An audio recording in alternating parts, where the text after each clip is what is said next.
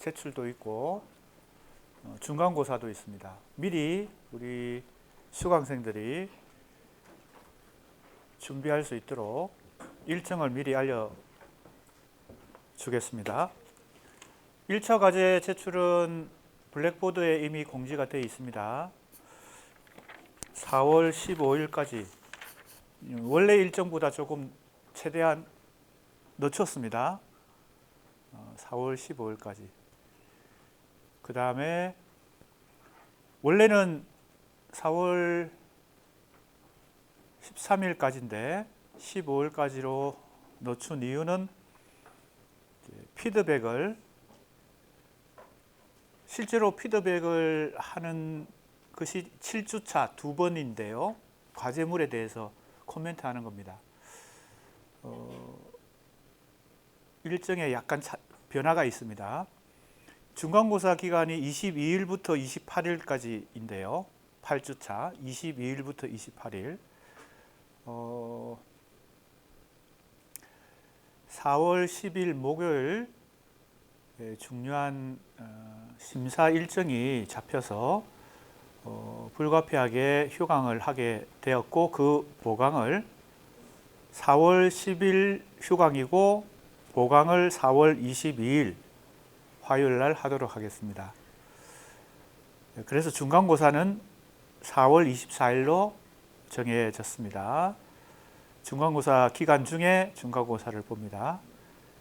자, 4월 24일 원래 시간대로, 그리고 장소도 이 장소에서 중간고사 시험을 보고요. 과제물 1차 과제물 제출 마감은 4월 15일 자정입니다. 고려대학교 LMS 시스템으로 과제물을 파일로 첨부해서 제출하면 되겠습니다. 과제물에 대해서는 LMS 시스템에 자세하게 안내되어 있으니까 그걸 참고하면 됩니다. 중간고사 범위에 해당되는 3개의 단원, 지금 진도가 좀 늦지만 빨리 이제 진도를 나가서 3개의 단원을 중에서 공부한 진도 범위 중에서 자기가 어떤 테마를 정하면 되겠습니다. 그걸 다 하는 게 아니고요.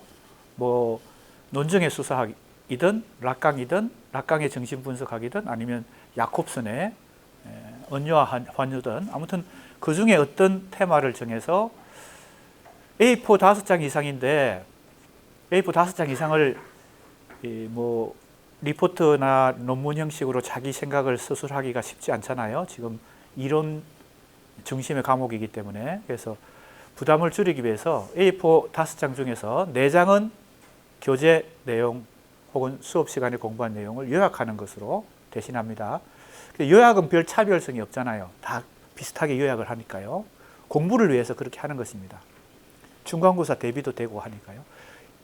5장 이상인데 4장 이상은 그렇게 요약을 하고 교재를, 1장 이상은 자기 생각을, 자기 의견을, 자기 생각과 자기 의견을 서술을 합니다. 차등 점수이기 때문에 이 점수 차이는 어디서 날까요? 자기 의견을 서술하는 1장 이상의 요 부분에서 점수 차이가, 차등 점수가 난다고 생각하면 되겠습니다. 뭐 교재 요약하는 것은 그래도 공부가 되니까 잘 하고 그것이 중간고사 대비도 됩니다.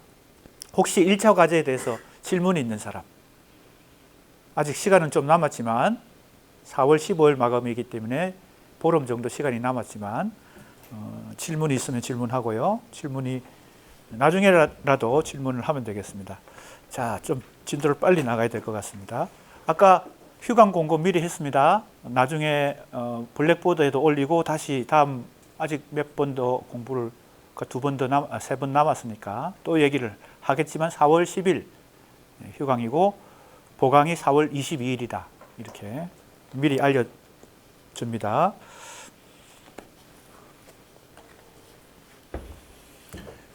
자, 지난 시간에 이제 이 논증의 수사, 이제 대표적인 이론가로 제임스 크로사이트의 생각을 좀 정리하고 있는데, 그 중에 바로 데리다와 이 논증의 수사학이 어떤 차이가 있는지, 바로 이 오스틴의 말과 행위라고 하는 이 책을 예를 들어서 크로스화이트가 정리하고 있죠. 데리다와 어떻게 다른가? 특히 여기서 일상성 개념이 상당히 중요한 기반인데 누구의? 오스틴의 어떤 책? 말과 행위. 말과 행위라는 이 제목 자체가 언어학에서, 그죠? 인간의 언어를 연구하는 언어학에서 어떤 연구 세부 영역이 인가가 잘 나타나죠. 바로 뭐예요? 화용론 혹은 화행론. 행자가 행위. 영어로는 스피치 액트 시얼입니다. 그죠? 그러니까 이 오스틴의 이 언어학 이론도, 언어 이론도 크게 보면 화용론 혹은 화행론에 속한다. 이렇게 볼 수 있습니다. 그러니까 현대 논정의 수사학의 원천이 크게 두 개인데, 하나는 카인 페렐만과 루시 올브레이트 티테카의 신수사학.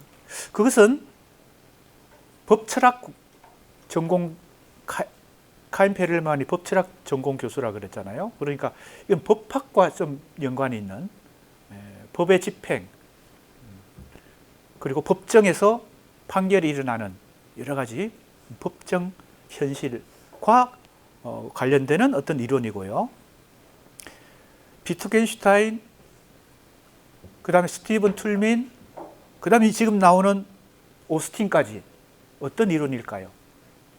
바로 언어학 중에서 스피치 액시어리, 화용론, 화행론의 이론이다. 큰 두 물줄기가 그렇게 종합이 되어서 뭐예요? 현대 논정의 수사학이 형성되고 발전했다. 이렇게 볼 수 있습니다. 그래서 논정의 수사학은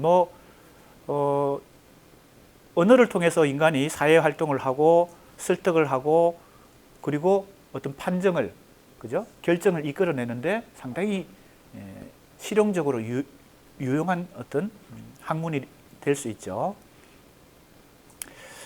그래서 A, B, C, 우리 큰 그림을 그릴 때 서구 철학 혹은 서구 사상의 큰 그림을 그릴 때 B에 있는 것이 데리다, 해체주의인데 이 데카르트를 정면 부정하고 어떻게 해요? 모든 것을 데카르트가 주장한 뭐예요? 이성, 주체, 진리 이 세 가지를 다 부정했는데 이 논정의 수사학의 원천을 이룬 페렐만과 티테카, 그 다음에 스티븐 툴민, 그 다음에 여기 나오는 오스틴까지 하용론이 얘기하고 있는 것이 왜 A 꼭지점도 아니고 B 꼭지점도 아니고 C 꼭지점이 있느냐. 이걸 이해하는 것은 언어학의 전체를 이해할 때 이해하는 것과 상당히 연결되어 있습니다. 국어학을 전공하는 학생이든 영어학을 일본어를 전공하는 학생이든 이제 언어학이라는 이 영역 속에서 다른 어떤 세부 영역은 그게 이제 어휘론, 문법론, 그 다음에 어문론 혹은 음성론. 지난 시간에 얘기했죠. 언어학은 그렇게 크게 전통적으로 세 가지 영역이 있는데 새롭게 20세기 이후에 비트겐슈타인으로 대표되는 이 화용론이라는 영역이 언어학에서 새롭게 형성이 된다는 거예요. 그럼 이 화용론은 뭘까요? 간단하게 예를 들면요. 우리가 어떤 언어 이론에서 대부분의 언어 이론은 그 자체로, 그죠? 인간이 말한 그 문장이 그 자체로 틀리고 맞고가 분간이 됩니다. 어휘론이든 음성론이든 문법론이든. 문법이 특히 그렇겠죠. 그 자체라고 하는 것은 인간이 말한 그 말해진 것, 즉 텍스트를 얘기합니다. 텍스트를 가지고 분석해서 이것이 맞고 틀리고, 즉 OX가 판단 가능한 거예요. 우리가 수능을 볼 때 논리적으로 다음 중 논리적으로 틀린 문장은 하고 4개나 5개의 보기가 나왔을 때 그 중에 어떤 거는 O고 어떤 건 X죠. 그 언어학적으로, 문법적으로 틀리고 맞고가 다 분간이 되잖아요. 근데 화용론은 인간이 말해진 것, 그것만 가지고는 이게 의미가 정확하게 확정이 안 된다는 겁니다. 즉 뭐에 따라서 상황과 동기와 맥락에 따라서 이 똑같은 문장 하나가 다른 의미를 뭡니까? 내포할 수 있다는 거예요. 이게 화용론입니다. 그러니까 상황과 맥락과 그 대화의 그죠? 의사소통의 이 과정을 다 살펴봐야 이 말의 의미가 숨은 의미가 다 밝혀지는 거죠. 그게 화용론이에요.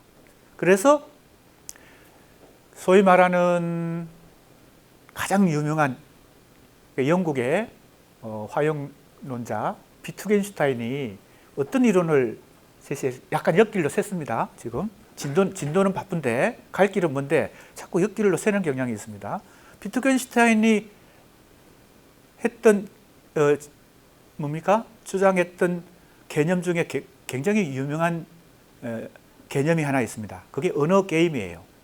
언어가 어떤 필드, 언어가 사용되는 필드가 다 게임처럼 마치 스포츠 게임처럼 룰이 그 장 안에서, 필드 안에서 형성된다는 겁니다.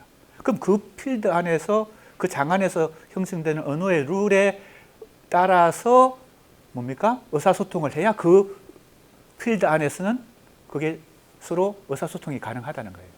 법학을 전공하는 사람들이 논문 쓰는 거 할 때 각주를 붙이는 것하고 국문과에서 현대문학을 전공하는 대학원생들 혹은 교수들이 논문을 쓰는 것하고 그 각주 붙이는 이 룰이 달라요. 국문과 안에서도 언어학 전공, 국어학 전공자와 고전문학 전공자, 현대문학 전공자가 조금씩 달라요. 그게 바로 뭐예요? 그 언어가 작동하는 그 필드가 있다. 즉 장이 있다는 겁니다. 그 우리말로는 장이고 물론 이건 이제 한자어겠죠. 필드. 그게 언어 게임이에요. 그 언어 게임에 효율적으로 의사소통을 잘하는 사람이 있고 못하는 사람이 있겠죠. 그러니까 우리 국문과 현대문학을 전공한 사람이 법 혹은 뭐 경제학과에서 논문을 쓰는 것, 이게 상당히 이제 언어 게임의 장이 다르기 때문에, 자, 이것은 뭘 의미할까요? 그 자체로 어떤 인간의 언어가 참 거짓이 분간되거나 혹은 그 의미가 결정되지 않는다는 것이 화용론의 굉장히 중요한 원리거든요. 그래서 이제 언어학의 이 세부 영역 중에서 좀 특이한 영역이 화용론이죠. 어휘론, 문법론, 그 다음에 음성론, 어문론하고는 좀 달라요. 이것은 그 자체로 엄밀한 과학이 아니라 상황과 맥락에 따라서 의미가 달라진다는 그런 새로운 어떤 언어학의 연구 분야가 되는 거죠. 그걸 이제 이 논쟁의 수사학이 그죠? 이렇게 원천으로 가져왔기 때문에 지금 오스틴의 말과 행위도 여러 맥락에 따라서 어떻게 인간이 말을 통해서 말이 곧 스피치가 곧 액트가 되는 거죠. 행위를 실천하는가라고 하는 것을 여러 맥락과 상황에 따라서 연구한 것이 말과 행위인데, 그것은 그래도 일상성에 기반하고 있기 때문에 뭐예요? 화자와 청자 사이의 의사소통이 대체로 그죠? 성공한다는 걸 전제로 이 이론들을 다 전개하고 있다는 겁니다. 그런데 데리다는 근본적으로 이 뭡니까? 의사소통이 성공한다는 걸 항상 뭐예요? 의심하고 회의하고 그러니까 이게 항상 오히려 실패하는 것이 더 다반사다라고 생각하는 거죠. 그게 바로 무슨 개념이에요? 데리다의 차연 혹은 반복 가능성, 그 개념이다. 그러면 오스틴의 핵심 개념인 일상성과 정반대되는 게 데리다의 차연이나 반복 가능성, 이렇게 보면 되겠죠. 그죠? 그래서 우리가 이게 비교를 해보면 논쟁의 수사학이 어떤 기반 하에서 전개되는지 알 수 있고요. 크게 바로 이 책인데 내가 오늘도 가져왔습니다만, 이성의 수사학이라는 이 책의 전체적인 구성을 이루는 것은 4가지 이론입니다. 첫 번째는 질문하기, 두 번째는 주장하기. 주장하기가 먼저 있겠죠. 그 다음에 질문하기, 그 다음에 갈등. 요 3개가 사실은 핵심이고, 그 다음에 평가하기. 그죠? 평가하기. 평가는 누가 해요? 청중이 하기 때문에 법정에서는 판사가 혹은 배심 질문이 하기 때문에 주장하기와 질문하기는 화자와 청자 사이에 일어나는 일종의 경쟁입니다. 서로의 주장이 다르기 때문에 갈등이 발생하죠. 즉 의견의 차이가 발생합니다. 정치권에서는 여당, 야당 우리가 너무 지금 현실에서 목격하고 있는 바로 그 현상인데, 제임스 크로스화이트가 하나의 이론을, 주장하기 이론 안에 기존의 많은 이론가들, 언어학자들, 논정 이론가를 포함해서 철학자들 다 여기에 이전의 이론들을 다 여기에 어떻게 해요? 재구성을 합니다. 그러니까 하브마스의 타당성 주장, 레비나스의 근접성, 그리고 말하기가 중요하다. 말해진 것보다 말하기가 중요하다. 그런데 대부분 레비나스가 이런 주장을 하기 전까지는 말해진 것 가지고 다 뭐예요? 옳고 그름을 자꾸 따지고 이런 것이 우리의 학문이죠. 그런데 말하기는 바로 뭐예요? 말해진 것이 형성되는 과정 전체를 뭐예요? 문제 삼는다. 즉 연구의 대상으로 삼는다. 그게 바로 주장하기 이론과 사실은 같은 거죠. 그죠? 그러니까 레비나스가 이미 말하기가 더 중요하다. 말해진 것보다 라고 얘기한 것을 이 제임스 크로스화이트가 자기 이론에 이렇게 흡수해서 어떻게 해요? 주장하기 이론에. 주장된 것보다 주장하기 전체가 중요하다. 지난 시간에 내가 막 여기다가 판서에 썼죠. 주장된 것은 텍스트고, 그 대통령의 연설이 신문에 딱 이렇게 인쇄돼서 나온 거, 이게 주장된 것이죠. 혹은 말해진 것이죠. 레비나스의 용어나, 그죠? 크로스화이트의 용어가 조금만 바뀐 것이죠. 그죠? 말해진 것 혹은 주장된 것, 그건 텍스트화된 것입니다. 그래서 이제 현대 수사학이 문체의 수사학과 논정의 수사학으로 크게 두 갈래가 있다고 했을 때, 바로 그 말해진 것을 가지고 우리가 분석하는 거, 이게 바로 보통 문체의 수사학이잖아요. 그걸 이제 언유, 환유, 제요 이렇게 해가지고 비유법도 분석하고 해가지고 그 텍스트가 갖고 있는 의미를 따져보는 것이죠. 그런데 말하기를 연구한다는 거, 이건 쉽지가 않죠. 왜냐하면 증거가, 물증이 확실치가 않을 수가 있잖아요. 그죠? 짐작으로 할 수도 있죠. 그러니까 최대한 수사학은 이 물증을 가지고 분석을 해야 되기 때문에, 도대체 그 배우의 혹은 어떤 이해관계에 얽혀가지고 이런 대통령이 이런 연설을 했는지, 그지? 말하기 혹은 주장하기 전체를 우리가 따져본다는 것은 상당히 수사학적으로 어려운 작업이 됩니다.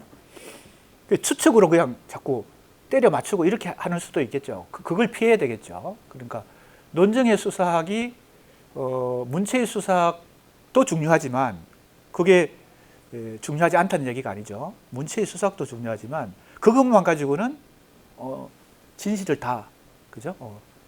포착할 수 없으니까 뭐예요? 논정의 수사학에서 말하기 전체를 문제 삼는다. 그 다음에 스탠리 카벨의 성인, 이런 개념들이 다 어디에 속한다고 얘기하는 거예요? 이 주장하기 이론에 다 포함될 수 있다. 이렇게 지금 얘기하고, 공통점은 윤리적, 사회적, 역사적 맥락이 깔려 있다. 그리고 나중에 나오지만, 이데올로기 문제는 나중에 나오지만, 어떤 주장도, 즉 인간이 어떤 언어 행위도 이데올로기로부터 자유로운 것은 없다. 정도의 차이, 역시 정도의 차이는 있겠죠. 그래서 이런 논정의 수사학이 필요하다.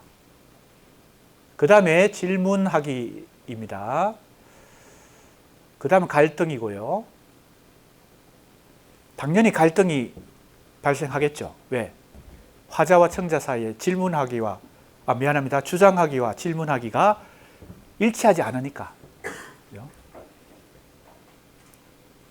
그 의견 차이가 바로 갈등인데, 그것을 이 책에서, 어떤 책? 이성의 수사학이라는 이 책에서 어떤 관점에서 갈등의 방식, 갈등의 당사자, 초점, 강도, 수준, 수단, 목적, 해명, 아주 다양하게 여러 관점에서 이 갈등을 탐구하고 있습니다. 갈등을 잘 살펴보고 고찰해서 그 갈등의 밝혀내면, 규명해내면 뭐예요? 논증의 수사학은 상당한 뭐예요? 효율성이 생기겠죠. 효과가 생기겠죠. 간단한 예만 한번 들어보고 넘어가겠습니다. 예를 들면요, 갈등의 당사자들만 예를 들어보겠습니다. 실제 논증을 하고 있는 화자와 청자 배후에 사실은 당사자가 화자와 청자가 아니라 그 배후에서 화자나 청자를 움직이는 어떤 동인이, 즉 원인을 제공하는 힘이 있을 수 있습니다. 사실은 그러니까 어떤 갈등의 당사자는 숨어 있을 수가 있죠. 대표적인 것이 정치 현실에서, 그죠? 법정 현실에서 일어납니다.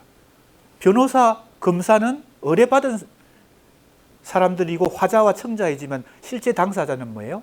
그 뒤에서 그들에게 의뢰인이죠.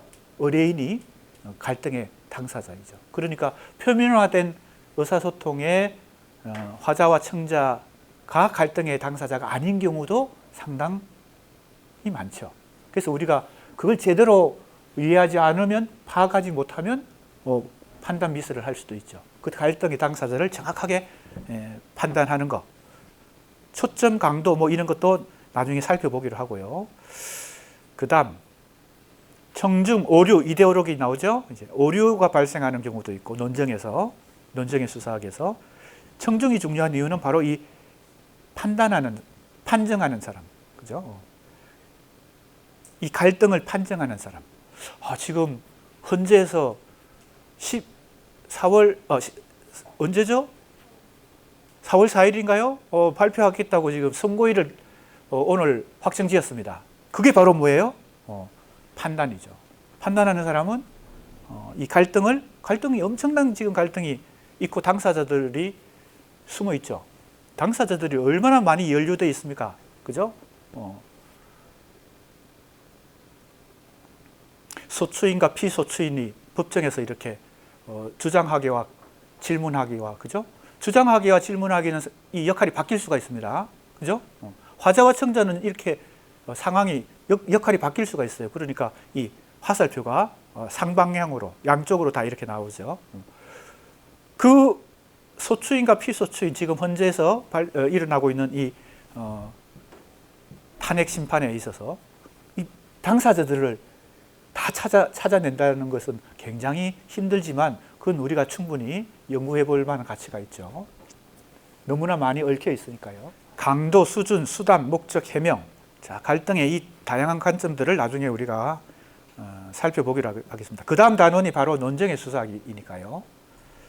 그 다음에 청중이 있고 오류가 있고 이데올로기가 있다. 그 다음에 이제 여기 나오는 특정 청중과 보편 청중, 청중 이론에서는 이게 가장 중요한 구분입니다. 특정 청중과 보편 청중을 구분하는 방법은 너무 쉬운데, 왜냐하면 아까 이런 얘기했죠. 어떤 사람의 주장도 100% 순수하진 않다. 그 말은 진공 상태에서 어떤 주장을 하지 않는다는 겁니다. 그 데카르트는 그렇게 생각했죠. 수학적, 과학적 뭐예요? 참의 개념, 진리 개념에 의거해서 모든 사고를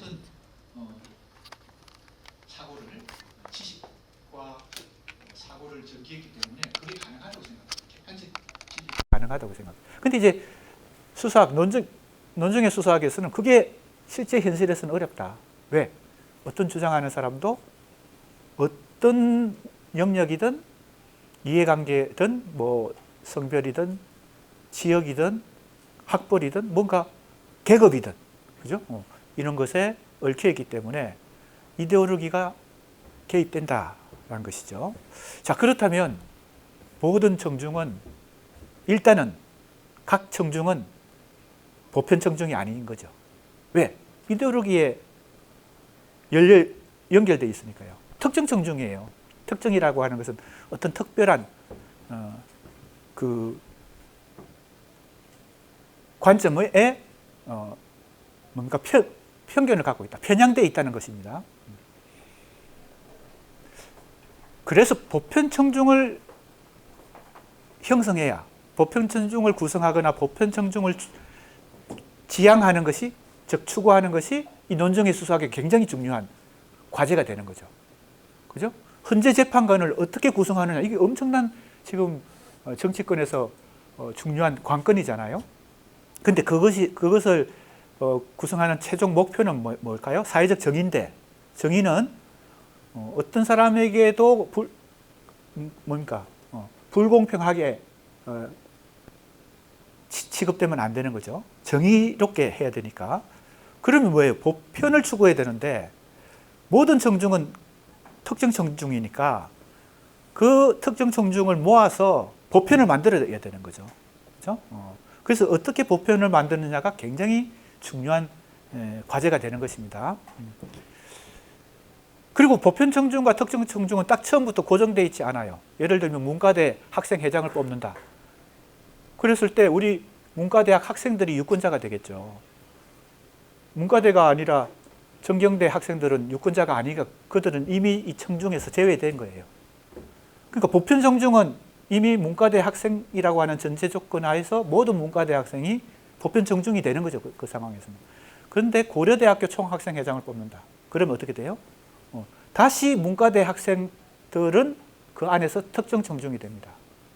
모든 단과대학을 다 모아서 총학생회장을 뽑아야 그게 다시 보편 청중이 형성되죠. 그러니까 어떤 경우에는 특정 청중인데 또 다른 상황에서는 케이스마다 보편 청중이 되는 경우도 있죠. 특정 청중과 보편 청중은 고정된 게 아니다. 상황에 따라서 케이스마다 새롭게 평가되고 구성되어야 된다. 그런 얘기가 되겠습니다. 그 다음에 그래서 이제 이 청중 개념, 청중 이론도 중요하기 때문에 나중에 자세히 살펴보기로 하고요. 그 밑에 보면 성차, 젠더의 쟁점도 언급합니다. 제임스 크로사이트가요. 이게 이제 요즘 최근에 특히 10년, 최근 10년 혹은 15년 이 사이에 세계적으로 그리고 한국에서도 우리나라에서도 페미니즘이라고 하는 이슈가 중요한 사회적 이슈로 지금 대두되고 있죠. 이것도 다 어떻게 해요? 논정의 수사학에서 중요하게 연구해야 될 어떤 분야다. 이데올로기 측면도 있고 성차, 젠더의 측면도 있고 그래서 보편에 도달하기 위해서 그런 거죠. 자, 그랬을 때 지금 이 보편은 어떤 보편과 다르다고요? A 꼭 지점에 있는 데카르트가 생각했던 그 보편성, 그죠? 그것과는 좀 다르다. 이 보편은요. 고정되어 있지 않죠. 계속 상황에 따라서 이 보편은 새롭게 구성돼야 되죠. 그런 면에서 어떻게 달라요? A 꼭 지점에 근대 철학이 생각했던 그 보편성 혹은 진리 개념과 C 꼭 지점에 이 논정의 수사학만 있는 게 아니고 굉장히 많은 이론들이 있는데 이론가들이 있는데 그중에 이 논정의 수사학을 중심으로 주체도 다시 회복하고자 하고 뭐도 회복하고자 해요? 이 보편도 회복하고자 해요. 그죠? 진리는 그죠? 진리는 아니다. 그죠? X다. 진리 대신에 뭐요? 정의와 합의 이런 개념으로 대신하고 있다는 겁니다. 이때 보편은 그래서 이때 보편 청중이라는 이 개념을 제임스 크로사이트가 이 책에다가 내가 번역했으니까 좀 더 잘 기억하겠죠. 그냥 읽은 게 아니고 내가 번역했으니까 이 청중 개념을 뭐라고 붙일까 고민을 많이 했다는 겁니다. 뭐라고 붙일까? 왜? 이 보편이라고 붙이면 너무 뭡니까? 시대착오적인 것 같으니까. 왜? 이미 포스트 모더니즘, 해체주의, 후기 구조주의가 휩쓸고 지나간 이 마당에 다시 보편이라는 용어를 쓰게 되면 근대 철학이 데카르트, 칸트, 헤겔이 주장했던 그 보편성 혹은 더 위로 올라가면 뭐예요? 플라톤, 아리스토텔레스가 생각했던 그 보편성, 그죠? 그걸 자꾸 생각하게 되니까 독자들이, 읽는 사람들이 보편이란 말 말고 다른 걸 채택하면 좋겠다라고 고민했다는 거예요. 그런데 어쩔 수 없이 보편 개념을 쓸 수밖에 없었다. 그러니까 이 보편은 A 꼭지점의 보편과는 다른 어떤 맥락을 가진, 그죠? 다른 결을 가진 보편이다. 이렇게 생각해야 되겠죠. 내가 뭐 이 시꼭지점에 있는 다른 이론가들 지나가면서 잠깐 소개했잖아요.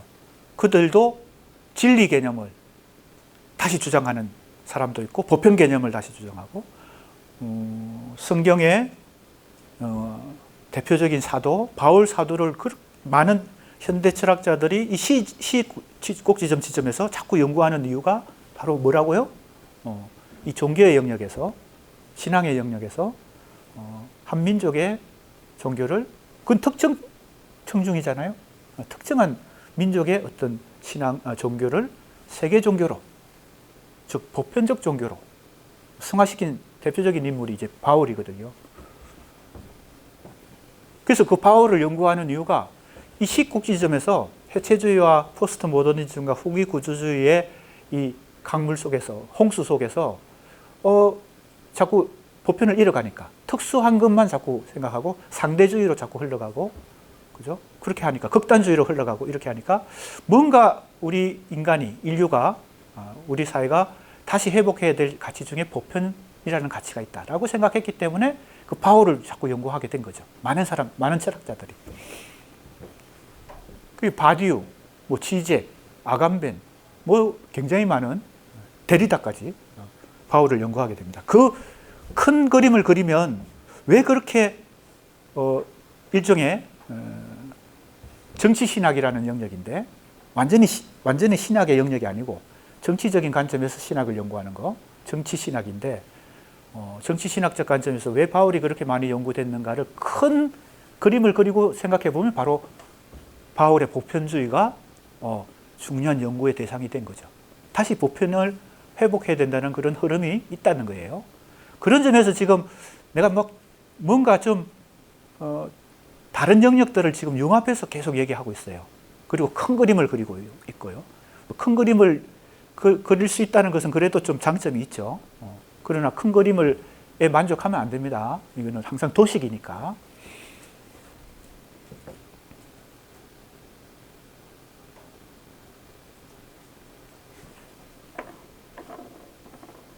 자, 이제 이렇게 해서 끝나고요.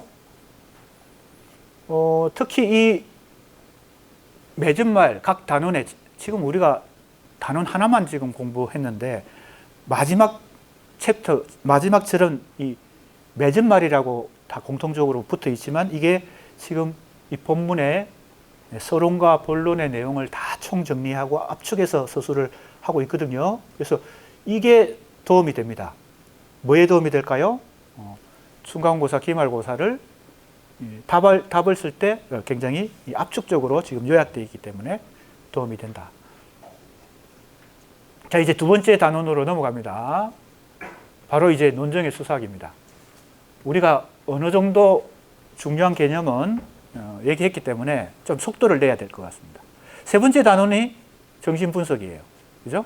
자, 우리 이미 이 총론에서 총론에서 큰 틀에서 얘기한 것을 이제 조금 더 구체적으로 살펴보게 됩니다. 자, 이제 속도를 좀 빨리 갑니다. 제목이 이렇게 붙은 이유는 지금 현대 논정의 수사학에 대해서는 1958년 이후에 흐름을 크게 세 개의 책을 중심으로 얘기했죠. 세 개의 책. 1958년에 두 권의 책이 나왔고 1992년에 그것을 종합한 크로스하이트, 제임스 크로스하이트의 이성의 수사. 그러니까 세 권의 책이에요. 그 중에 두 권은 우리 고려대 출판부에서 번역이 되어 있습니다. 이성의 수사학이라는 책과 논정의 용도입니다. 번역이 안 되어 있는 책이 사실은 중요한 책인데 신수사학. 그게 1958년 벨기에의 법철학자 카인 페렐만이 쓴 것입니다. 자, 여기 나옵니다. 카인 페렐만과 스티븐 툴민의 논정의 이론을 검토하고, 그죠? 그 다음에 제임스 크로스하이트의 논정행위 이론을 고찰하니까 크게 보면 그렇습니다. 2번은 이미 우리가 시학과 수사학 첫 번째 단원에서 공부했던 내용입니다. 수사학이 이렇게 크게 전개되고 있다는 것이 어떻게 보면 여기서 다시 반복적으로 서술되고 있습니다. 다 공부했던 거예요. 기억나죠? 수사학의 기본 개념과 역사적 전개예요.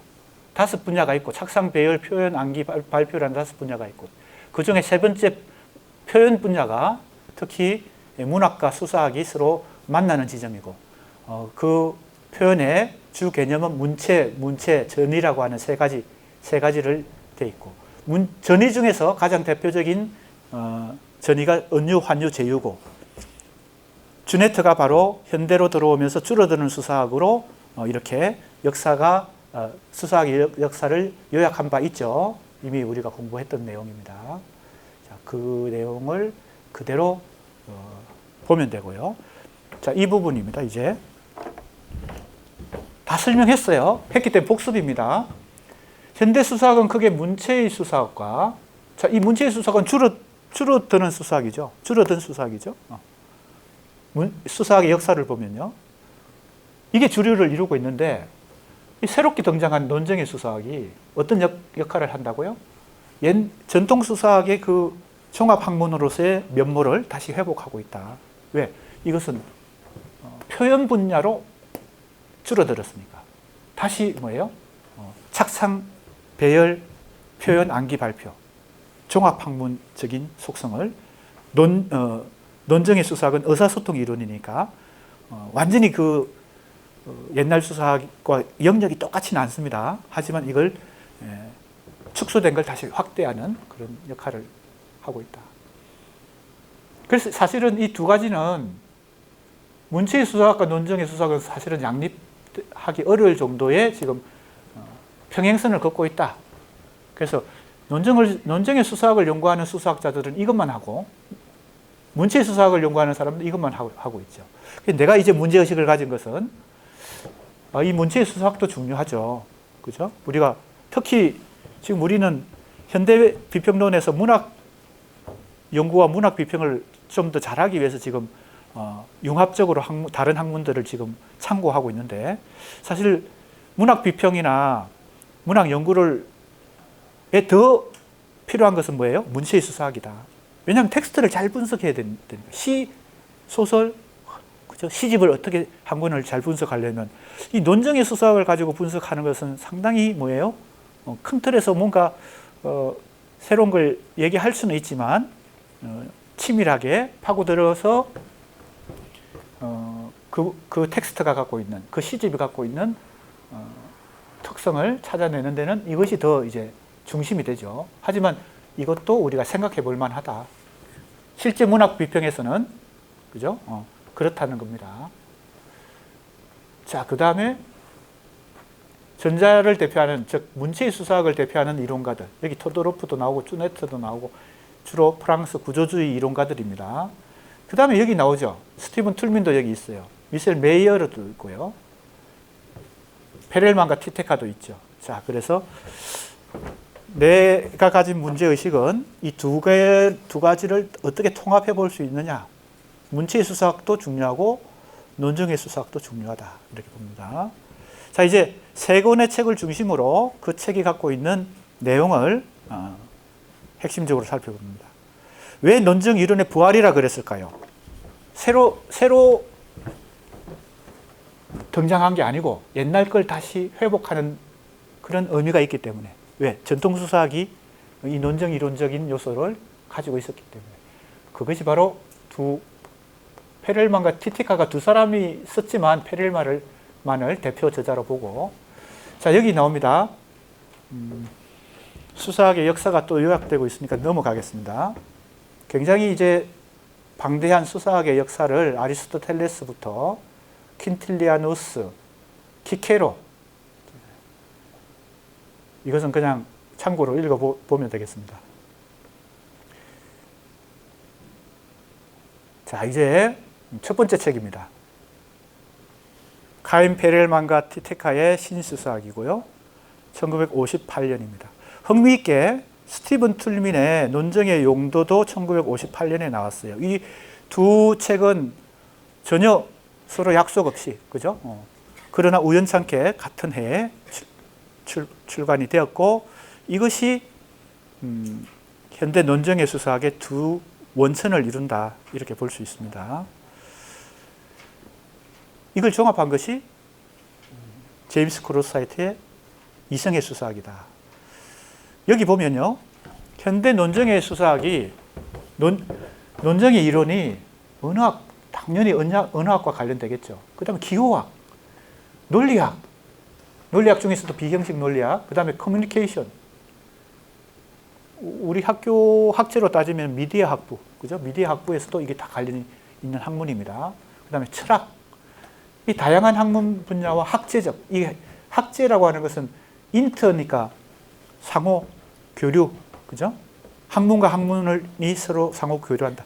예전에 많이 쓰던 용어입니다. 학제간. 요즘은 이게 통섭이라는 용어를 거쳐서 지금은 융합이라는 용어로 많이 정착이 됐죠. 요즘 융합학문, 주전공 말고 복수전공, 이중전공 말고 융합전공 하잖아요. 그때 융합입니다. 바로 전공과 전공 사이에 학제간 연구 혹은 통섭. 통섭이라는 용어도 한때 많이 사용됐어요. 요즘은 융합이라는 용어가 가장 대표적인 용어다. 같은 말이에요, 다 사실은. 여기서 출발했다. 그러니까 지금 현대 비평론 이 수업 자체가 융합학문이죠. 학제간 학문이고요. 그리고 수사학 자체가 또 그러한 속성을 갖고 있고요. 그래서 이번 한 학기에 우리가 문학만 연구하는 게 아니고 지금 이 다양한 이런 언어학, 그죠? 철학, 뭐 정신분석학, 뭐 다양한 학문들 사이를 왔다 갔다 하면서 융합하고 있는 중입니다. 지금 우리가. 그래서 조금 머리가 복잡하고, 그죠? 혼란스럽기도 하고 좀 그렇죠. 그리고 너무 많은 이론가들이 등장하니까 스트레스도 쌓이고. 그래서 내가 그걸 뭐예요? 약간 완화시키기 위해서 뭘 자꾸 그리는 거예요? 큰 그림을 자꾸 그리는 거예요. 큰 그림이라고 하는 건 약간 도식을 자꾸 제공하는 거지. 도식이란 게 약간의 뭡니까? 유형성도 있습니다. 물론 함정도 있어요. 자꾸 도식에 빠지면 안 되는 거죠. 도식에 만족하면 안 되는 것이지만. 자, 그래서 이 두 권의 책을 먼저 한번 살피고 보겠다는 겁니다. 페렐만과 툴민의 논정 이론은 둘 다 법과 관련해서 만들어졌다. 흥미있죠? 법철학, 페렐만은 법철학자입니다. 툴민도 법과 일단 관련이 있다, 이렇게 볼 수 있고요. 그 다음에 페렐만이 데카르트적 합리주의와는 반대되는 개념으로 필연성을 얘기하고, 개연성도 중시하고, 이런 얘기들이 나옵니다. 자, 카인 페렐만부터 보겠습니다. 첫 번째 책입니다. 벨기에의 브레실 대학의 법철학 교수입니다. 카인 페렐만이요. 이 책을 쓴 것이 어떻게 보면 엄청난 지각 변동을 일으킨 거예요. 학문 체계, 데카르트에 기인하는 학문 체계가 완강하게 주류를 이루고 있는 상황에서 이 신수사학이 진리 개념, 그죠? 주체 개념, 이런 걸 다 흔들어 놓으니까.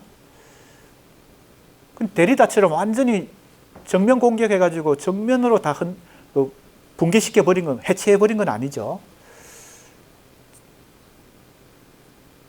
자, 이제 좀 건너뛰어서 교재가 있는 사람들은 교재를 잘 보면 되겠습니다. 1958년에 출간된 이 신수사학은, 자, 이것도 우리가 총론에서 한번 다룬 거니까, 다룬 것은 또 반복하지 않겠습니다. 데카르트에 기인하는 이 진리 개념, 그죠? 이성 개념, 이것과 단절을 이룬다. 그 다음에 여기 비형식 논정 논리라는 새로운 장을 열게 된다. 자, 형식 논리가 아니고 비형식 논정이다. 이렇게 얘기할 수 있겠습니다. 그리고 뭐 여기 나오는 페렐만은 아리스토텔레스가 행했던 분석적 추론과 대화적 추론의 구분에서 시작한다. 그러니까 아리스토텔레스의 어떤 이론적 근거, 수사학의 근거를 상당히 원용하면서, 원용이라는 것은 멀리서 가져온다, 그죠? 차용하면서 자기 이론을 재구성했다고 볼 수 있습니다. 여기 나오죠. 청중. 신수사학의 중요한 개념은 청중이다. 굉장히 획기적인 개념인데, 왜냐하면 청중은 말하는 사람이 아니잖아요. 듣는 사람이잖아요. 그러나 청중이 그 주장하는 사람 혹은 질문하는 사람의, 지금 이 페렐만의 신수사학에서는 주장하기, 질문하기, 이 개념, 이런 것까지 구분하지는 않는 것 같아요. 그러나 화자, 청자 이런 건 있겠죠. 당연히 의사소통 이론이니까. 청중 개념이 중요하다는 것을 제일 먼저 강조한 것이 바로 이 책이고 페렐만입니다. 청중을 이렇게 정의해요. 너무 상식적이죠. 화자가 자신의 논정으로 영향을 끼치고자 하는 사람들의 총체입니다. 법정에서 재판관이에요. 법정에서 법관입니다. 피고와 원고가 혹은 검사와 변호사가 주장하면서, 그죠? 법리 주장을 하면서 그냥 주장하는 게 아니죠. 법에 근거해서 그것을 어떻게 해석하고 그것을 어떻게 적용하는가를 가지고 주장을 하면서 그 경쟁하고 있는 상대방을 설득하려고 하는 게 아닙니다. 누구를? 판정관을 설득하려고 하는 거죠. 당연히, 그죠? 왜냐하면 이 경쟁하고 있는 사람은 절대 승복할 생각이 없어요. 자기 주장을 하는데 중심을 두고 있죠. 그래서 청중이 중요한데, 제시하는 의견에 청중이 동의하도록 이끄는 추론 기술, 이것이 이제 논정이다, 이렇게 얘기합니다. 너무 쉬운 얘기예요. 그 다음 보세요. 보편정중이라는 개념을 여기서 처음 사용합니다. 페렐만이요. 굉장히 상식적인 얘기예요. 수사학은 실용학문이자 상식적인 학문이니까 뭔가 우리가 철학이나 형이상학에서 얘기하는 어떤 숭고하고 거창한 얘기들이 아니에요. 우리 현실에서 일어나는 뭡니까? 소송에서 관련된, 원래 수사학이 왜 그 휘랍 시대에, 그리스 로마 시대에 발달했나 하면요, 그 그리스 로마인들이 굉장히 실용적인 사람들이고 현실 생활에서 유익한 학문을 발전시킨 게 수사학입니다. 그래서 주로 소송에서 이기기 위해서 이 수사학을 공부하고 그랬던 거예요. 자, 여기 나오는 여러 가지 얘기들 다 자세하게 할 수는 없습니다. 교재를 잘 참고하고 정리를 하기 바랍니다. 아리스토텔레스가 자꾸 나와요. 아리스토텔레스에 근거해서 자기 이론을 지금 펼치면서 특히 새로운 이론으로 청중을 강조하는 그런 내용이다. 여기 보면 이미 연결되어 있는 것에 근거한 논정, 새 연결관계를 만드는 논정, 여러 가지 논정 이론들이 제시되고요. 구체적 경우 유사함에 대한 추론, 이런 얘기들이 나옵니다. 주로 논리학과 관련돼 있어요. 왜냐하면 논정이니까요. 그래서 어찌 보면 우리가 문학을 연구하고 비평하는 것과 지금 이 논정이 반드시 잘 부합하는 것은 아닐 수도 있어요. 그래서 어찌 보면 문학에 관심이 있고 문학 연구를 하는 사람들이 이 논정 이론은 좀 흥미를 잃을 수도 있습니다. 재미가 없다, 이렇게 볼 수도 있어요. 왜냐하면 이게 논리학이니까, 일종의 논정 이론은요. 그러나 이제 큰 틀에서 이해를 하면 되겠습니다. 자, 이제 조금 더 이해를 돕기 위해서 미에치슬라브 마넬리라는 사람이 이 페렐만의 신수사학을 연구해서 어떻게 평가하고 있는지 잠깐 살펴보고 넘어가겠습니다.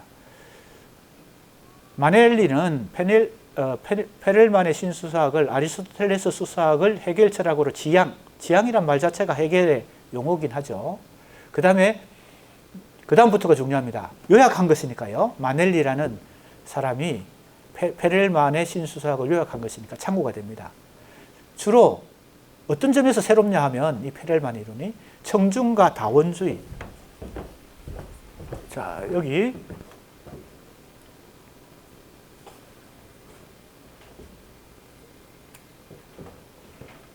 여기 있네요. 청중 다원주의. 핵심적인 특성을, 이 책의 핵심적인 특성을 이 두 가지로 소개하고 있습니다. 굉장히 간단하죠. 첫 번째는 청중이고 두 번째는 다원주의예요. 그래서 아리스토텔레스 이론을 논정의 이론으로 확장시켰다.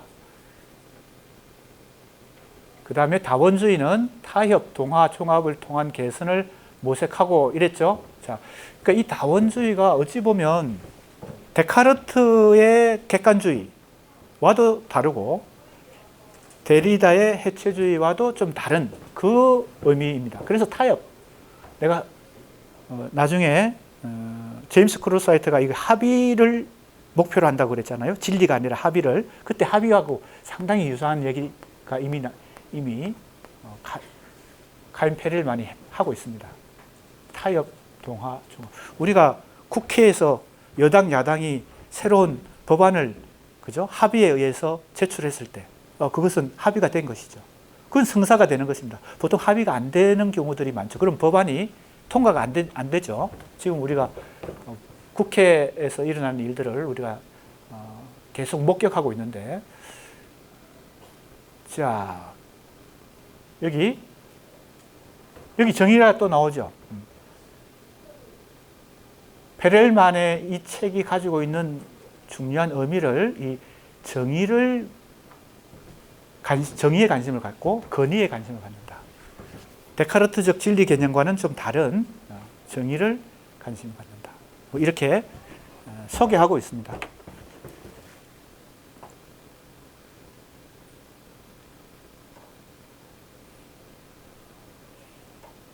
사실은 이 내용들도 신수사학이라는 책의 굉장한 뭐예요? 압축이고 요약이기 때문에 좀 흥미 있는 것 중심으로 살펴보고 공부를 하면 되겠습니다. 여기 특정 청중과 보편 청중 개념이 나옵니다. 그래서 이 제임스 크루사이트가 이 개념을 그대로 개성했다 이렇게 볼 수 있겠습니다. 아까도 얘기했죠. 제임스 크루사이트는 이 보편 개념 대신에 뭔가 다른 걸 채택하려고 굉장히 고민을 많이 했다. 그 대표적인 것 중에 하나가 뭘까요? 횡단. 횡단이 후기 구조주의에서 굉장히 많이 유행했던 용어들이거든요. 횡단, 가로지르기. 푸코나 들레즈의 저서들을 보면 이 횡단, 가로지르기, 유목이 뭐예요? 한 곳에 정착하지 않고 계속 떠돌아다니면서 몽고족이 그렇게 유목민들이잖아요. 그 들레즈의 철학을 유목 철학이라고 말할 정도로 한 곳에 정착하지 않는, 그래서 이제 그 후기 구조주의적 특성을 갖는 거죠. 구조주의의 그 고착성을 자유롭게 벽을 허물고 횡단을 추구하는 거죠. 가로지르기를 추구한다. 그러니까 이걸 보편이라는 용어 대신에 횡단적 청중 이렇게 하려고 굉장히 모색을 했다. 시도를 해봤다. 근데 그 횡단이라는 용어가 지금 이 자기가 말하려고 하는 이 참 숨은 뜻을 다 표현하기가 역부족이다. 그래서 다시 이걸 쓸 수밖에 없었다. 오해를 무릅쓰고, 왜 이건 오해를 불러일으킬 만한 용어거든요. 보편이라는 것은 다시 A 꼭 지점으로 돌아가는 것처럼 느껴지니까요. 자, 그러면 지금 횡단이라는 용어도 한번 주의 깊게 생각해 봐야 돼요. 차이, 차연, 횡단 이런 게 다 어디에 속해요? B 꼭 지점에 사실은 속하는 개념들이. 그죠? 차이, 차연, 그죠? 횡단. 조금씩 주장하는 사람은 다릅니다. 차연이라는 용어를 주장한 사람은 데리다고, 횡단을 주장한 사람은 들레즈 혹은 푸코 뭐 이런 사람들. 후기 구조주의에 속한 사람들입니다. 자, 지금까지 논의한 페렐만의 신수사학, 다른 말로 하면 신수사학이란 책을 얘기하는 것입니다. 페렐만과 티테카 두 사람이 썼기 때문에 지금 페렐만을 대표적으로 지금 얘기하고 있습니다. 자, 여기 요약입니다. 이 책을 요약하고 있어요. 근데 이것도 다 앞에서 공부한 겁니다. 어디서? 총론에서. 첫째, 논정의 척도는 영원히 현존하는 사물들의 본질. 이게 진리잖아요. 시간을 초월하는 논리적인 기준이 아니다. 즉 데카르트적 진리가 아니다. 논정은 거기에 근거하는 게 아니다. 자명함. 이것도 자명하다는 것은 스스로 명백하다. 그죠? 이게 진리 개념이죠.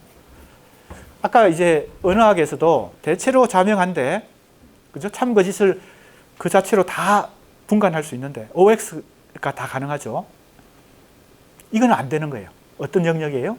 하용론, 화형론은 같은 문장인데 이게 상황과 맥락에 따라서 다른 의미를 갖고 있다는 거예요.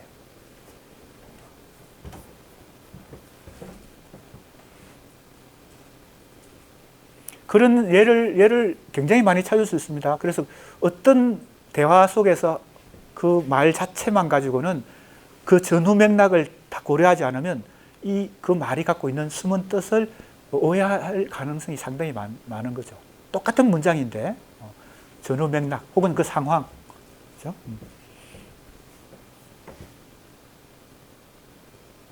또 이미 우리가 앞에서 공부한 내용입니다.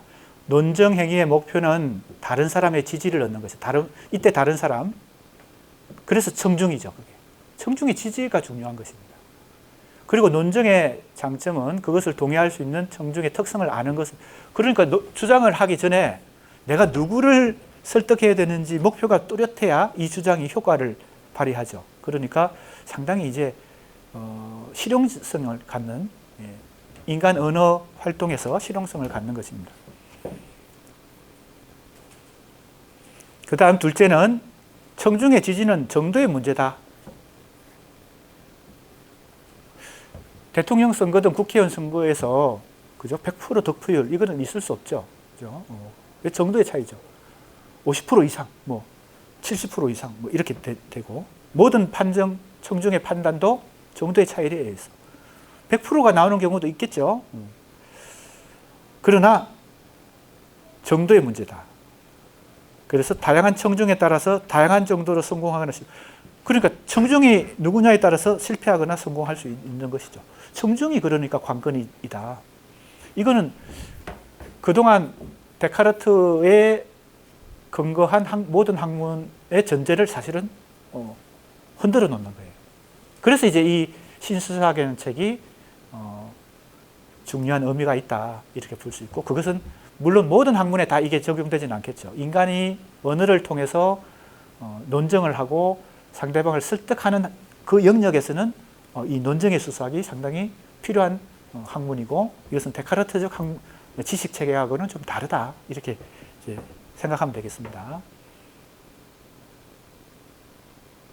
셋째, 이성은 윤리적인 동기를 갖는다. 그죠? 그리고 정의, 자스티스죠. 사회적 정의가 중요한 핵심이 된다. 그 다음에 재화의 분배, 이것도 중요하죠. 가진 자와 못 가진 자, 그 양극화가 현대사회에서 더 커지고 있으니까요. 자유와 권리의 보호, 이런 얘기들입니다. 자, 이제 스티븐 툴민에 대해서 공부해 보겠습니다. 지금까지 신수사학은 많이 얘기했는데 스티븐 툴민의 이 책은 처음 자세히 공부하는 것 같습니다. 몇 번 얘기했지만 바로 비트겐슈타인의 영향을 받은 영국의 철학자입니다. 비트겐슈타인은 바로 언어 철학자죠.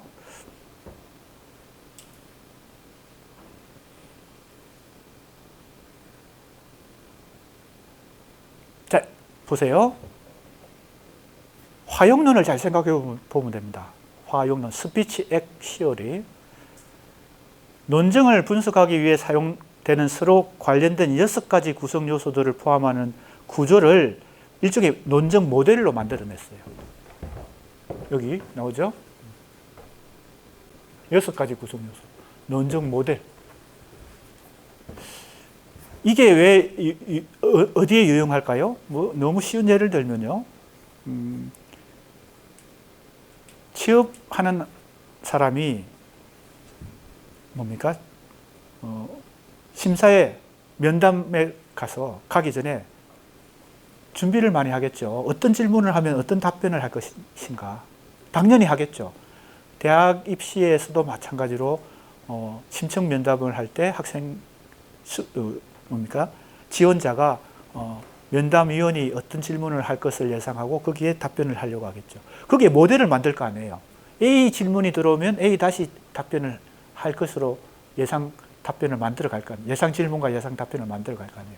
B 질문이 오면 B 다시 답변을 하리라. 이렇게 준비를 하고 메모도 하고 외우기도 하고 그럴 거 아니에요. 그게 일종의 모델이 되는 거죠. 그 6가지의 요소를 가지고, 구성 요소를 가지고 그 모델이 여러 개 나오겠죠. 그죠? 지금 얘기했듯이 A 모델, B 모델, A 다시, A2 다시 그 파생되는 모델들도 있을 테니까요. 그것들을 다 지금 이렇게 연구를 한 것입니다. 어렵지 않죠? 수사학은 전혀 어렵지 않아요. 왜냐하면 실용 학문이죠. 그리고 상식에 근거한 거니까 어떨 때는 너무 심심하고 재미가 없을 때도 있어요. 왜냐하면 문학하고 예술하고 뭐 철학 공부하고 이러면 굉장히 이게 좀 수준이 높잖아요. 근데 이거는 굉장히 현실에 밀착한 상식적이고 실용적인 학문입니다. 그래서 그 모델을 가지고 이 책을 쓴 것이 1958년에 논정의 용도라는 책입니다. 자, 비트겐슈타인의 그 화용론, 화행론이 아까 큰 틀에서 언어학에서 어떤 영역이라는 거 얘기했죠? 왜 이게 이 모델이 필요할까요? 하나의 문장이 그 자체로 의미가 고정되어 있지 않으니까요. 어떤 상황에서 어떻게 의사소통하는 것이, 그죠? 어떻게 말하는 것이 가장 효과적인지를 연구하는 것이니까. 그래서 제목이 논정의 용도입니다. 여기 보면요, 여기 각주가 붙어 있어요. 14번 각주. 논정의 용도는 우리 고려대학 출판부에서 번역할 때 논변의 사용이라고 번역을 했습니다. 번역하신 분이요. 내가 볼 때는 그 번역은 좀 어색해요. 우리말로. 논변의 사용. 왜냐하면 사용이라고 하는 것에 S가 붙었거든요. 유스에 S가 붙어 있거든요. 이거는 사용하는 여러 경우의 수들을 다 연구한 거니까 이걸 그냥 사용 이렇게 얘기하는 것은 뭐 틀린 건 아니지만 뭔가 이상한 번역이에요. 논변도 사실 논변이란 말은 조금 너무 딱딱한 번역이에요. 그냥 논정 그러면 될 것 같고요. 아규먼트니까요. 논정 그러면 될 것 같고. 유스, S 붙은 거, 복수형, 사용들. 사용들이라고 했으면 더 이상하겠죠. 더 어색하겠죠. 근데 사용도 내가 볼 때는 어색해요. 그래서 그 번역의 제목을 내가 나름대로 좀 다시 번역한 것입니다. 논정의 용도. 그게 이제 이 지금 내용을 조금 더 자연스럽게 우리말로 번역한 게 아닐까. 한강의 노벨문학상 때문에 이 번역이 굉장히 중요하다라는 것이 많이 우리 사회에, 한국 사회에 지금 재확인되고 있는데 이 번역이 단어 하나를 어떻게 번역하느냐에 따라서 달라집니다. 그래서 내가 이게 따로 번역했어요. 새로 번역했어. 거기 용도 나오죠. S가 붙어 있죠. 그죠? 그래서 이건 사용으로 번역하기보다는 용도라고 번역하는 것이 낫지 않을까. 의미는 사용이다. 이게 바로 비트겐슈타인의 그 화용론이죠. 그래서 비트겐슈타인은 한 단어의 의미를 용례라는 말도 있습니다. 용례. 조금 더 전문적인 말이죠. 용례는 사례. 법학에도 이 판결 사례들을 연구하는 학문이 있습니다. 그게 판례법이죠. 판례가 굉장히 중요한 이유는 그 유사한 사례들을 예전에 어떻게 판결했는가가 굉장히 지금 이 판결의 중요한 지침이 됩니다. 척도가 됩니다. 최근에 또 우리가 탄핵 판결에서 그런 사례들을, 그런 경우들을 많이 만났게 됐죠. 예전에 어떤 판결이 있었기 때문에 지금 이 판결. 왜? 법 조문을 어떻게 해석하느냐에 따른 어떤 판결이 이전에 이미 유사한 판결이 있었다면 그것은 상당한 효과를 발생시키죠. 그래서 이제 이 옛 용례라는 말도 뭐 있을 수 있고 법에서는 판례인데 기결시키려 한 것으로 자 이제 틀미는 바로 이 비트겐슈타인의 화용론적인 것을 그대로 가져와서 논정이 사용되는 구체적인 맥락에 따라서 형식 논리학은 불충분하죠. 형식 논리학은 도식적이니까. 그래서 그것을 비판하고 실제로 작동하는 방식에 주목해서 이제 이 6가지 구성 요소가 뭔가 하면 주장, 크레임입니다. C로 그냥 약자로 표시했어요. 그래서 이 도식 안에다가 C가 먼저 있고 그 다음에 뭘까요? 근거, 자료, 그건 데이터, D, 이유는 워런트, W 이렇게 해가지고 그 다음에 지지, 뒷받침, 그죠? 지지 이거는 B 요런 것을 6가지를 만들어 가지고 구성 요소를 경우의 수들을 다 만드는 거죠. 즉 모델을 만드는 겁니다. 우리 영문법 공부할 때 1형식, 2형식, 3형식 뭐 이런 거하고 모델을 만드는 거니까 비슷하다. 논정의 용도라고 하는 것입니다. 자, 이제 조금 정리해 보면요. 스티븐 툴미는 논증의 영역과 양상들을 다루며 주장과 논증의 다양성에 대해서 논의합니다. 그 다음에 여기서 중요한 것은 논리적 평가에 사용되는 용어들의 힘이라는 것에 지금 강조 표시가 되어 있죠. 그 다음에 근거, 그 다음에 기준, 그 다음에 불가능성, 부적절성.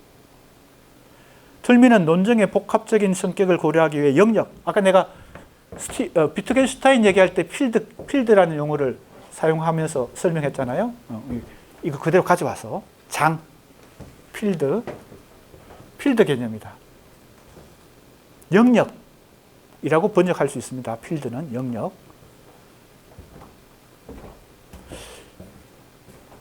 그리고 어느 게임의 그 이론이 여기에 그대로 그죠? 접목되어 있겠죠. 논증의 용도라는 이 책에 비트겐슈타인의 그 어느 게임의 개념들이요.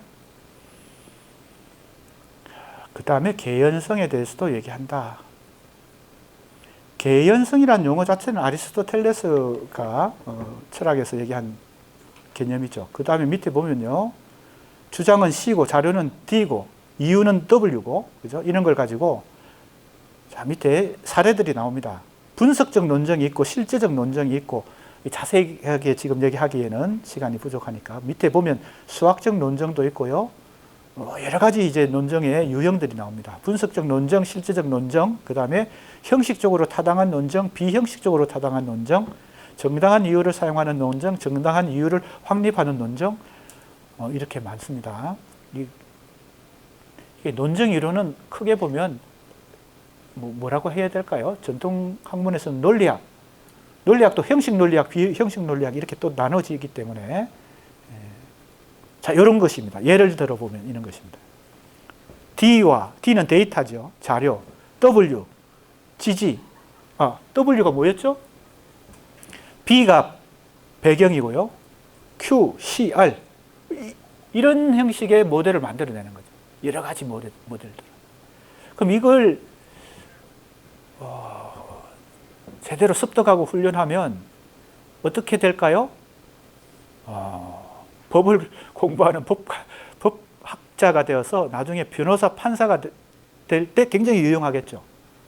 그때 상황에 대해서 어떻게 내가 주장하고 논증하고 설득할 것인지를 이 여러 가지 모델을 가지고 적재적소에 활용해서 뭐예요? 논증의 수사학을 펼치고 판정관을 설득하는 데 도움을 받을 수 있겠죠. 그런데 사실 이것이 스티븐 툴민의 논증의 용도입니다. 자, 이제 세 번째 책인데 바로 이 책입니다. 제임스 크로사이트의 이성의 수사학인데 제목은 이성의 수사학인데 그 내용은 이렇게 요약할 수 있습니다. 시간이 다 됐기 때문에 다음 시간에 할 텐데요. 4장의 제목이 뭐예요? 그러니까 책 3권으로 지금 현대 논증 이론을, 논증 행위 이론을, 현대 논증의 수사학을 좀 이렇게 살펴보는 겁니다. 그것도 아주 그냥 핵심만 좀 이렇게 요약해서 살피고. 이성의 수사학이란 책인데 사실은 그것은 이성을 존중한다는 그런 뜻이 있고 그 내용의 핵심은 내용의 중심부에는 이게 있습니다. 논증 이론의 재구성. 왜 재구성이라고 했냐고요? 어디서부터 어디까지? 1958년 신수사학하고 논증의 용도가 나와서 두 원천을 이루었다 하지만 사실은 더 거슬러 올라가 보면 뭐예요? 아리스토텔레스부터 전개된 어떤 논증 이론이 있겠죠. 물론 그것은 전통 이론이지만 그리고 신수사학과 논증의 용도 위에 엄청나게 많은 논증 이론이 현대 논증 이론이 펼쳐집니다. 그걸 전체를 다 재구성하는 거죠. 그러니까 우리가 이 세 것만 가지고 아주 압축적으로 논증의 수사학을 좀 이렇게 요약적으로 살펴보는 셈입니다. 다 하기는 어려우니까 핵심만 가지고 얘기하는데 그 사이에 지금 언급 안 된 많은 논증 이론이 현대에 굉장히 많이 등장합니다. 그것이 각주에 붙어 있습니다. 책이 있는 사람은 그냥 참고로 그 많은 현대 논증의 이론이 어떤 것인지를 각주만 확인하고 끝내겠습니다. 각주를 한번 볼까요?